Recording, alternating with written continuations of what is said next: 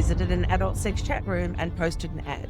If you want free sex, please contact this girl. We had to move that family into a motel and then a rental property for their safety because we couldn't stop the stream of men knocking on the door looking for their 13-year-old daughter. In 1994, when the internet was still a mystery to most, Susan McLean took the first ever cyberbullying report while her superiors told her she'd invented the problem. Today, she's Australia's cyber cop, the person governments and thousands of families turn to when the digital world turns dangerous. I would much rather my 15-year-old walk around my block at midnight on her own than be unsupervised on the internet. There is no safe platform. That they do not exist. There is nothing that is safe. What are the 3 non-negotiable rules every parent must enforce? And why is the government's new age verification law missing the point entirely? Susan McLean reveals the unfiltered truth about keeping your children safe in a world that was never designed for them. Hello everyone, and welcome to another episode of Dumb Ways to Get Hacked. What if you could see the future of crime before anyone else? Our guest today did exactly that. In 1994, when the internet was still a niche technology and the police force wasn't even connected to it, she took the first ever report of cyberbullying. She saw an invisible battlefield emerging while her superiors told her that she'd invented it. After a decorated 27-year career in law enforcement, she took a leap of faith and dedicated her life to navigating that battlefield for the rest of us. Today, she is known as the cyber cop, the person who advises governments, elite sporting bodies, and hundreds and thousands of parents and students every year on how to stay safe online. She's here to give us the unfiltered truth about the dangers our kids face and the practical no-nonsense rules we need to enforce, and who has seen every dumb way you can get into trouble online. Susan McLean, welcome to the podcast. Thanks very much for having me. It's going to be a great chat. Susan, as I mentioned, you're known as Australia's cyber cop. For our listeners who haven't heard your story, what does that title mean, and what have you seen on the front lines that make you the person we need to listen to about online safety? Well, I was a Victorian police officer for 27 years, and in February 1994, a Year 8 coordinator at a school near where I was working rang me up, asked me to come up to the school to have a chat to some Year 8 girls, which in his words, needed the police talk. So that meant they were up to no good, but I didn't know what they'd done. And when I got to the school, he started to talk to me about the internet. And it was like, oh God, what is going on here? I had no idea about the internet. Interestingly, at university, I'd done a course that was writing computer programs. It was called econometrics, and I hated it. It was an early form of coding, so I can claim that now. And so it's cool. And it was like, oh, really? And I said, why are we talking about the internet? Because I was expecting alcohol, drugs, shoplifting, underage sex. Like that's the sort of stuff that I would normally deal with. And he said, no, these girls have been mean online. I said, really? Can you do that? That's not nice. And that's all I could come up with. Wow. What the girls had done is they'd had a falling out in order to get back to the girl they didn't like anymore. They went online, visited an adult sex chat room and posted an ad. If you want free sex, please contact this girl at this address on this phone number. So we had to move that family into a motel and then a rental property for their safety because we couldn't stop the stream of men knocking on the door looking for their 13-year-old daughter. Wow, that's pretty full on. And it's still full on today. Like it's still one of the worst cases that I've been involved with. And it's now 31 years ago. And after taking that report, that sort of was like, oh, this internet-y thingy, which I didn't have access to at work because Victoria Police were not connected to the internet mainstream. And it was like, oh, I need to get my head around, like, is this going to be onslaught? Is it going to bubble away? Like, what's going on here? And surprisingly, because I'm not a technical person, it sparked an interest, and that interest turned into a passion. And I was very lucky. I was invited to America where I trained with the FBI. I looked at the Dallas Police Department's Internet Crimes Against Children Task Force team. I've completed university courses in England and in America. And took that leap of faith and left the police force in 2009. And, it was scary. And I went from having, not to fuss about money going into my bank account every fortnight to working out where money was coming from. But I had a great mentor in Dr. Michael Carr-Gregg, the adolescent psychologist, who believed in me and told me that I was wasted doing what I was doing because I had such a narrow focus in VicPol and any police force. You can really only work where you work. You can't sort of work elsewhere. And I just knew that this was an issue and I knew it needed to be addressed. So that's what I did. And I got the name because I did an interview with a journalist from The Age called Farah Thomason. And the great big multi-page spread was Cybercop hits the beat. And that was when I was given, not really given, I harassed for it, a position which allowed me to research this issue with a criminologist for 9 months. And that was running the Victoria Police Cyber Safety Project. So that's where the name first came from. And then I sort of was smart enough to grab it and attach it to everything that I do. When I saw it, it was like, oh, that's really clever.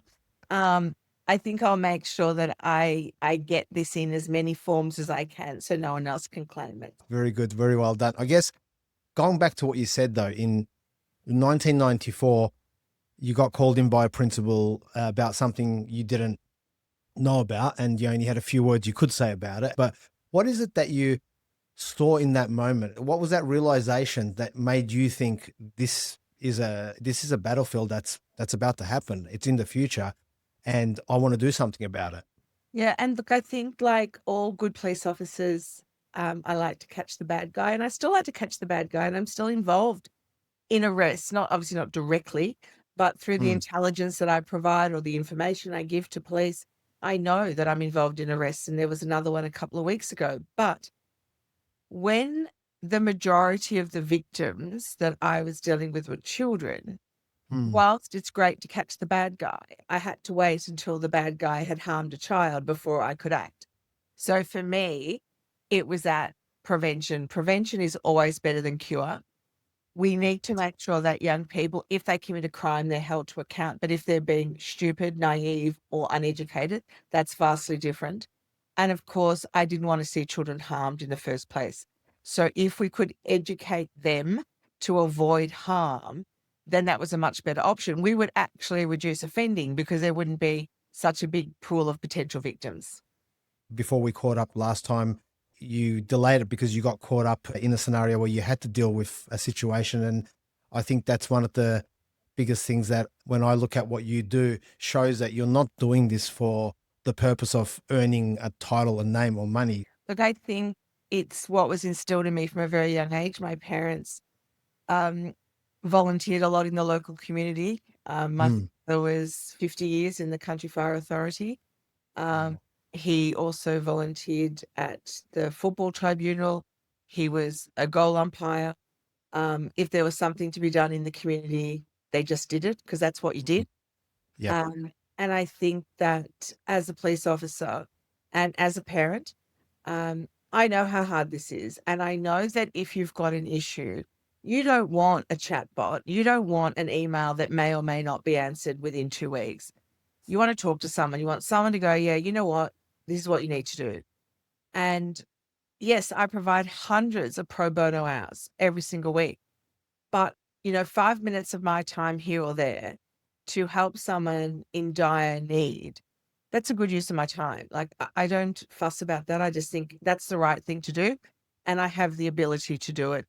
And I take disclosures from students every single week. And yeah, we had to delay a chat because I got tied up dealing with a significant issue with a young person. What bothers me with that, and it's not about them coming to me, I'm very happy that they do, is that schools will tell you that they have the most sensational wellbeing programs embedded in their school. I walk in and within 90 minutes, I've got a disclosure. So there is a gap there. And what is it about what I do and how I present that engenders trust in that young person that perhaps the person allocated with that role in a school doesn't engender with the young people they deal with? And I think that, yes, sometimes it's because the penny drops. They're listening to my definitions of things and they suddenly realize what's happening is what I'm talking about. So they'll come and tell me about it. But often that they know it's wrong. They know it's an issue. They know it shouldn't be happening, but they just don't have the confidence to come forward. And I'm very big on trying to empower young people to be brave and to reach out to trusted adults that they have in their life, because unless young people come forward with an issue, no one can even begin to help them.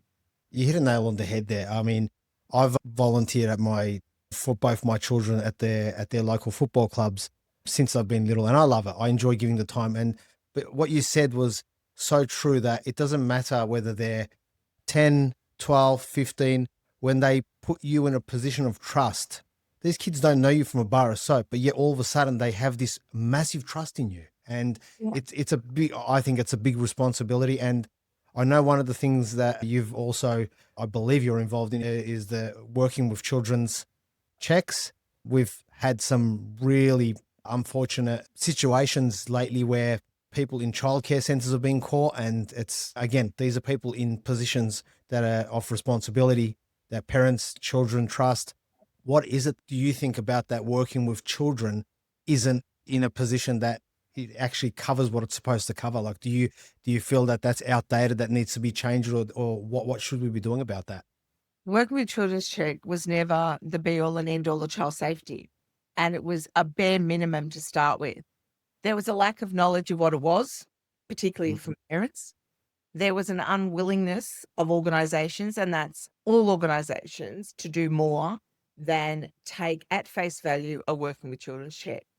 So Working with Children's Check, and this is the other ridiculous thing, it is not Australia-wide. Every single state has a different system and a different threshold to start with. It only shows convictions. If you get a Working with Children's, you can get a Working with Children's Check if you've been convicted of crime. You can't get a Working with Children check if you've been convicted of a crime involving young people or a sexual crime. But it only works on convictions. So you might have been interviewed by police 27 times on suspicion of child sexual abuse offences. There was never quite enough evidence to prosecute you. So you didn't go to court, you didn't get a conviction against your name. So away you go. So it was never going to do very much other than provide a base level of, okay, this person has been cleared of convictions. So what does my organisation, or what does my sporting club or my childcare centre have to do now to embed child safety within the organisation? And I can tell you now, far too many organisations want easy, they want simple, they do not want to invest the time, energy, education, processes, policies, and procedure. It's a flick and tick, and it's just get through this and hope for the best. And with this particular case in Melbourne, and there was another one in Sydney this week as well, where the young man has been identified because the court order prohibiting publication of his name has been lifted. You know, would that have stopped everything that went on? No, it wouldn't have. But with the Victorian one in particular, that person was the subject of allegations, not sexual allegations, but allegations of, and violence is probably not the right word, but being rough with children. So there were substantiated complaints made about him, which should be enough to trigger a revocation of his Working with Children check pending an investigation. And that's where this has dismally failed, because someone didn't tell someone, or someone told someone that didn't go to the next step. So I think that whilst some harm would not have been prevented, because he was a prolific offender and had been offending for many years, had those reports of the inappropriate and violent interactions with students being taken seriously, and had those processes taken place, then we wouldn't be in the mess we are today. And it's Crazy. Yes, I agree with you. Now, I'm going to jump to a topic I think every parent probably wants to hear from you, is that let's talk the practicality of parents being asked by their 12, 13-year-old child, Mummy, Daddy, I want TikTok. Every one of my friends has got it. Why can't I have it? Now, if I'm putting myself in that situation and I've approached you, before I even consider my decision, what are the absolute non-negotiables that we need to be in place to avoid disaster? Well, there's two parts to that question. There's is this happening today or is it happening after the 10th of December? Because currently the legal minimum age to have any form of social media is 13 years. So if your child is not yet 13 years, it is not even a conversation to be had. It is, darling, here are the rules of the platform. The platform says you cannot have an account until you're 13. I am not going to help you to lie, to set up an account that you're not allowed to have. So we will chat about this after you've turned 13. So that's what you would have done. And then when your child turned 13, then you have a conversation about the maturity of your child, the age and stage of your child, their ability to follow rules. Are they risk takers? Do they make good choices? All those things before you decided that perhaps they could have one platform to start with and see how they went. But see, that's going to change now because the government at this point is still persevering with raising that age to 16 years.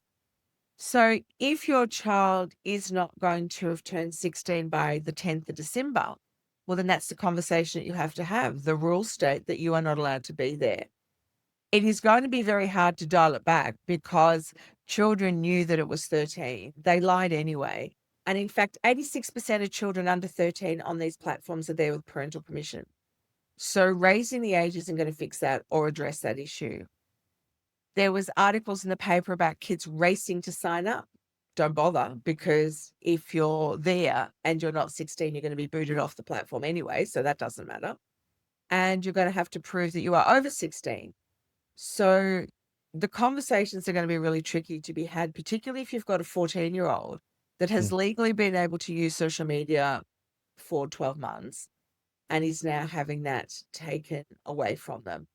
And I will be the first one to say, hand on heart, I do not support this. It is ill-conceived. It is not well thought out. There are so many mixed messages that makes no sense to anyone, including me. And I'm in this space. So it is a bit of a whack-a-mole approach where parents say to me, oh, well, at least I'll know the bad apps. I'll know what if the government ban them, then bad. And if they don't ban them, they're good. Well, that doesn't work either. So I need parents to be an active participant in the child's online world. I need them to be there with them, know what they're doing, who they're talking to, the content they're consuming. But the age thing is tricky because it's like, what is it today? And what is it going to be on the 13th or the 10th of December? Yeah, I think that's definitely going to be interesting. And just for those listeners who may not know too much about it, the government has come out and said straight out that this is a responsibility on the technology providers themselves, not the parents, as in it is up to TikTok, it is up to Meta, Facebook, and all these other platforms to actually verify the age. And if you're not 16, you're out of our system. Interestingly, YouTube was added to this, which is, again, a very interesting one because Google argued that it's more a search engine, it's an educational platform, and so many other features. What are your thoughts on the YouTube? YouTube is no different to anything else. And there should be no exemptions. So, it's one in, all in. I mind if you're going to ban them, you ban them all. If you don't, you don't. I think it was very dishonest and deceitful what Michelle Rowland did, the former communications minister, signing some deal with YouTube to say that they were primarily an educational platform. When, yes, you can learn to change a tap washer on YouTube. Absolutely. But there are some awful things on YouTube.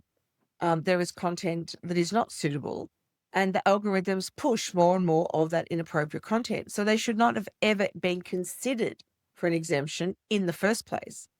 But then you've got to look at the platforms, which are the main ones that you talked about, Meta, Instagram, Facebook, TikTok, Snapchat. But what about chat platforms? And what about server-based platforms such as Discord? What about WhatsApp? What about chatting games? So the argument by the government is games have ratings, which they do, but game chat is not rated. And pedophiles are in game chat. And pedophiles groom children in game chat. And cyberbullying happens in game chat, as it does on Discord and WhatsApp. So they're going to get a free pass. So that's going to lull parents into a bit of a false sense of, oh, well, they're not banned. It must be safe for my kid. There is no safe platform. That they do not exist. There is nothing that is safe. That's what we need to get across. Some are safer than others. And then we have to work on safe users. So it gets down to how the young person uses the platform. And that's really going to dictate, by and large, whether they have a positive experience or they have a negative one. I think the show by Tristan Harris a few years ago on The Social Dilemma, I think that was an amazing video that was put together for, hopefully, for parents who watched it and got something out of it. But look, there's something that you've put out there which I actually love, to be honest. You've built a doctrine around 3 core tenets, and they are the parent as a gatekeeper, the cognitive development gap, and the non-negotiable rules. For those who don't know, can you explain them to us? So what we need to make sure that, parents are the gatekeepers to their child's online world. And parents should not need Mr. Albanese to tell them they can say no to their children. All this notion about kids don't need smartphones in primary school. No, they don't. They don't need a smartphone. They want one. They don't need it. But parents capitulate to kids. So if you don't want your child to have a smartphone, you say, no, you're not having a smartphone. Well, they're not called dumb phones anymore, but they're retro phones. The good old Nokia that does nothing other than takes a photo and texts and phone calls. So there were already things that people could do.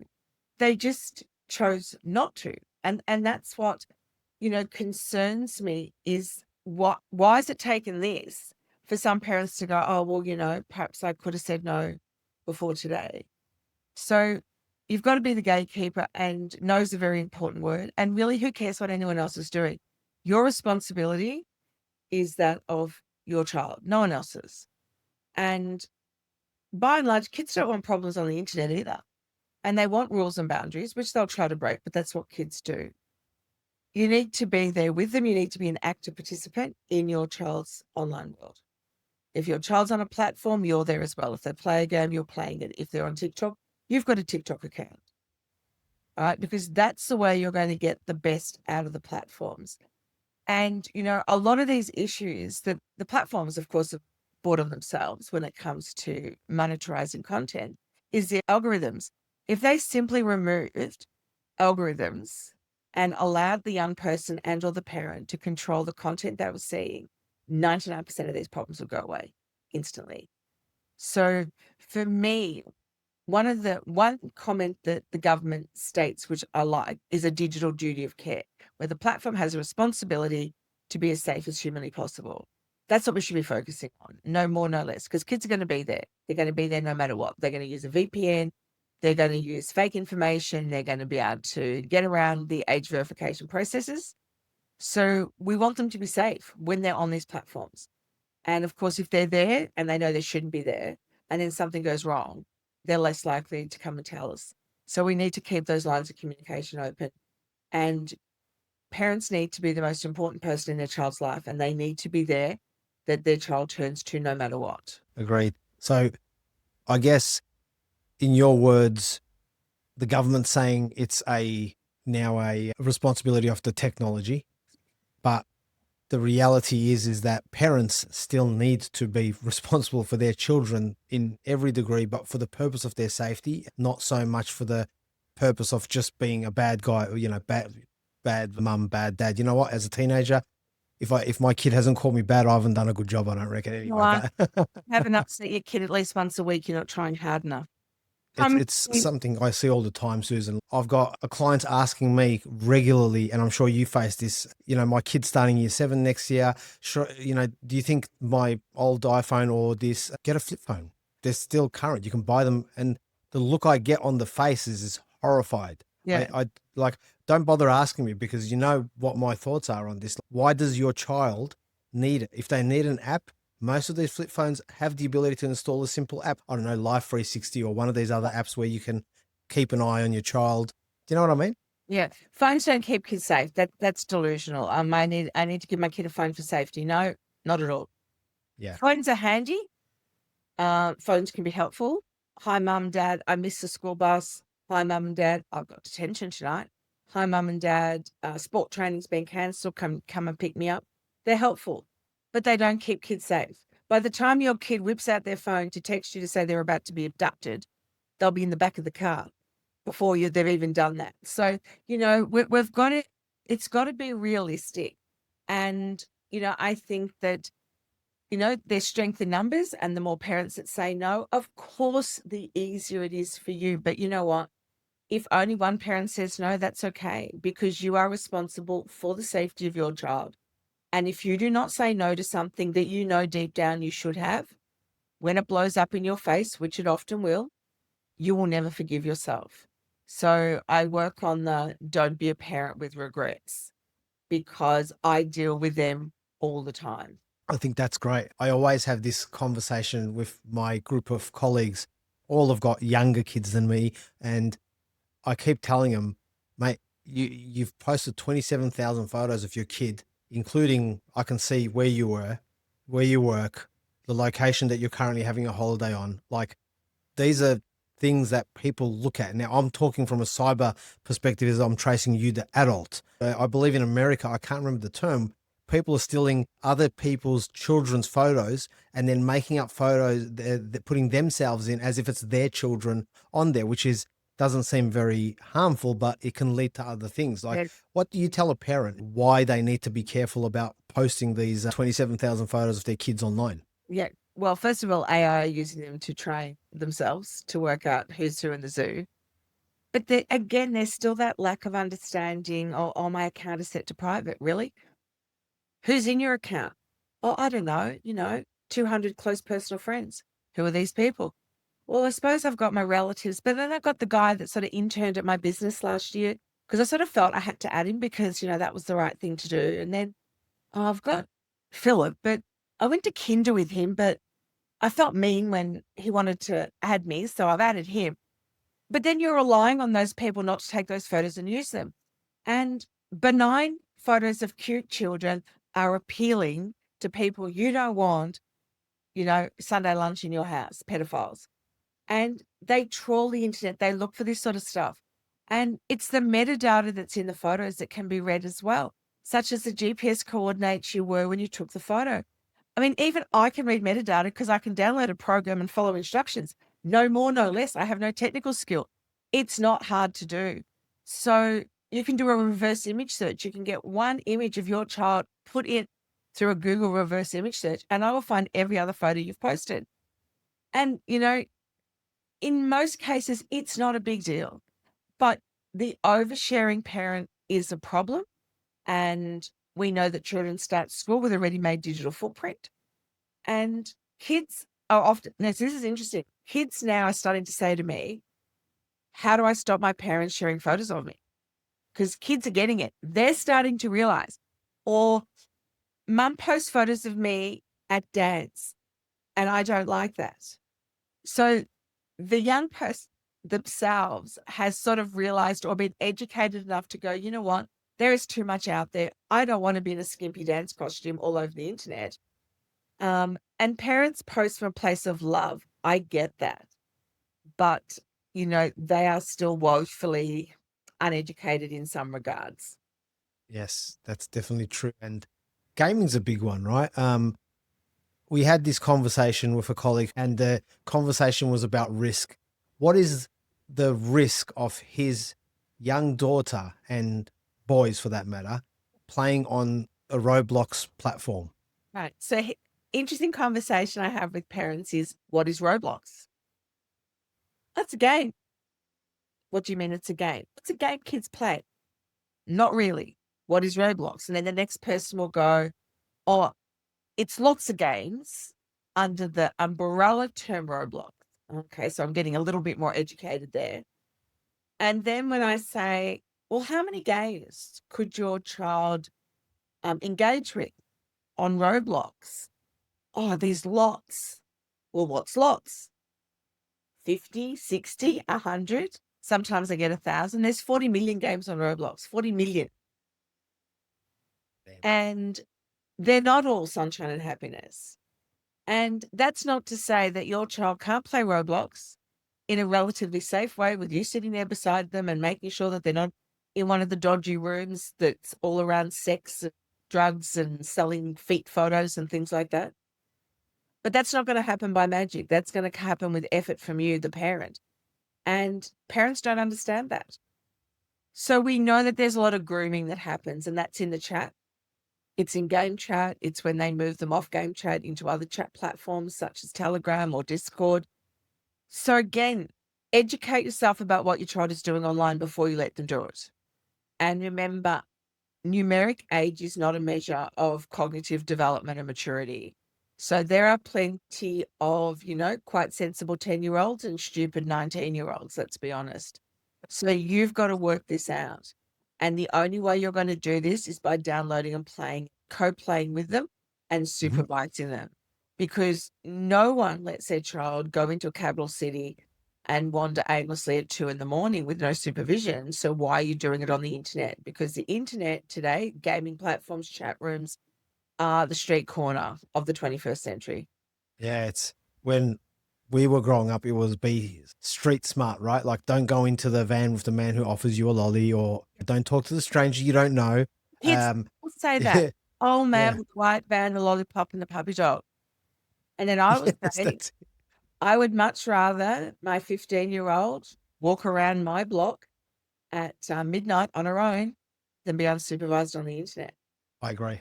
I think that's definitely, and you Mm. say that internet is 100% an adult world. Yep. Why are teens not wise enough yet? Is something that you have stated many times. Can you explain that? Yeah, and this is the problem. And parents get really scared about the internet because their kid is better at it than them. And they will be. You will never beat your child at tech use, ever, ever, ever. Right? Unless you're some tech guru, you might. But if you're just a stock standard person, no, not a hope in hell. So then parents get scared away because they go, oh, my kid knows more than me. No, they don't. They know how to press a button and they know how to do something. And then their cognitive development is lacking. So we know that it's early to the mid-20s before a female brain kicks into gear. And for males, closer to the age of 30 for them, often with the wind behind them on a good day. So their ability to do stuff does not align with their level of maturity. And this is where the gap, that gap is where the problem happens, because they're trusting. Kids are inherently trusting. If somebody's nice to them, they are likely to be nice back. And they do not see these random people as strangers. They call them online friends. And one other thing I will always say to parents is, if your child ever uses the term online friend, you need to investigate, because actually there is no such thing as an online friend. You either have a friend or you don't. And an online friend is a term kids use to describe a random stranger who is being nice to them. And that's not a friend. But if you're telling your body someone is a friend, you are going to behave very differently towards them than if you are telling your body someone is a stranger. I agree. Susan, I want to say thank you. It's rare to speak to someone who doesn't just join a field, but who was instrumental in creating it. Like From the cyberbullying to create. That's right. No. From the report you received in 1994 to shaping the national policy for sporting bodies like AFL, Cricket Australia, your story is definitely one of incredible foresight and impact. You've dedicated your life to standing on the front lines of the parents, teachers, students, and other governing bodies that most of us only just are beginning to understand. And you've done it with a passion that is clear today as it was, I'm sure, many years ago when you started. I really appreciate your time. Thank you so much. And how do people get in contact with you, schools or parents, if they want to reach out? Yeah, so a couple of things. I mean, I am more than happy to take questions from parents if they have a problem. I am, however, not a crisis line. At 2 a.m, 000 is your friend. If the problem is time critical, if a child is in immediate danger of harm, then it's 000. It is not me. But my website, www.cybersafetysolutions.com.au, you can email me through that. I'm on the main social media platforms, my Facebook page, Susan McLean, cyber safety expert. I don't really use Twitter much anymore. I don't like what Elon's done to X. LinkedIn is another place that I post content all the time. And you can message me through all those platforms. You can see what I'm doing, where I'm going. For school inquiries or inquiries to speak, my website is probably better to shoot an email through. So I have an email trail to follow. But, I work with kids from grade 3 through to year 12. I work with corporates. I'm doing a lot of work currently, and this is really exciting for me. I've just been published in the Journal of Pediatrics and Child Health, and that is looking at the issue of child sexual abuse and technology. And I'm working with 2 forensic pediatricians. So we're doing some work in hospitals with pediatricians, with mental health clinicians, with general practitioners to try to upskill them because they see kids every single day and they need that information as well. So, yeah, message me through any of those platforms. Reach out if there's a question you think that I can help you with. But obviously, if a child's in immediate danger or you're really worried, then it is 000. And what about your book? Yeah, so I've got a couple of books. Unfortunately, the last version of my book, Sex, Text, and Selfies, is out of print. You can still purchase it as an ebook, but I've just 2 weeks ago submitted a new manuscript. So I'm being published by Allen and Unwin, and that new book, and I can't tell you the name of it yet because it's still embargoed, but that's 70,000 words about everything to do with online safety in young people, as well as a chapter for educators about the things that I think they need to know, just simple tips about dealing with these sort of issues, because the more you know, the better you can do. And that will come out at the very start of February. So it'll be launched to coincide with next school year in Australia. So I'm very excited about that. We're just doing the proofing and the final layout of the book. But yeah, it's hitting on 70,000 words. So that's pretty good. That's awesome. All right. Well, thank you again. That is my pleasure.